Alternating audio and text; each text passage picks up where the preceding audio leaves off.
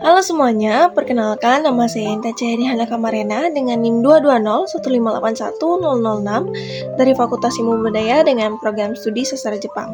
Dan di sini saya ingin menjelaskan kembali mengenai materi sebelumnya dari mata kuliah Digital Society, yaitu tentang Digital Ethics. Nah, menurut kalian Digital Ethics itu apa?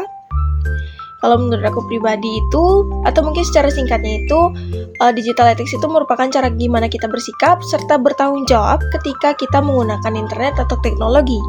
Nah, mungkin secara intinya itu gimana cara kita menghormati orang lain walaupun komunikasinya itu lewat dunia digital. Nah, sekarang itu mungkin seperti yang kalian tahu, hampir semua aktivitas itu pindah ke online. Mulai dari komunikasi, hiburan, bisnis, bahkan identitas kita. Karena itu, kita juga perlu yang namanya aturan moral ketika kita berinteraksi supaya di internet tetap menjadi tempat yang aman dan juga nyaman untuk kita semua. Nah, ada yang namanya kode etik tidak tertulis di internet.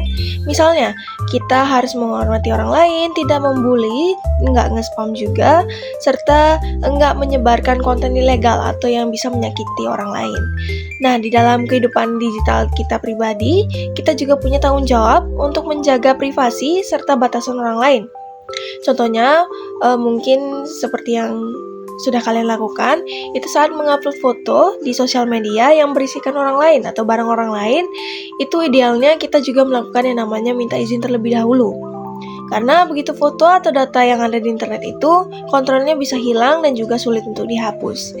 Nah, termasuk juga hal-hal seperti jangan menyebarkan informasi pribadi, lalu jangan mengambil konten orang tanpa izin atau asal menyebarkan data pribadi. Nah, selain dari individu juga, perusahaan itu juga punya tanggung jawab, yang dimana banyak platform digital itu mengumpulkan data pengguna dan juga data-datanya itu kadang dijual atau kadang digunakan tanpa kita sadari.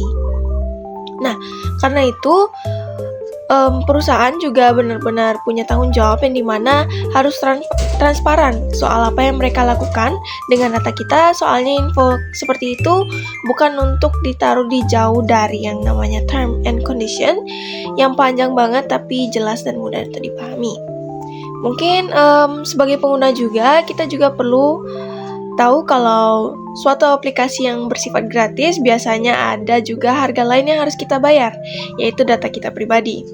Jadi sebelum kita memakai layanan digital tersebut, penting kita tanya dulu kepada diri kita sendiri, aku percaya nggak sama platform yang aku bakal gunakan nanti. Mungkin sekian yang dapat aku sampaikan, terima kasih.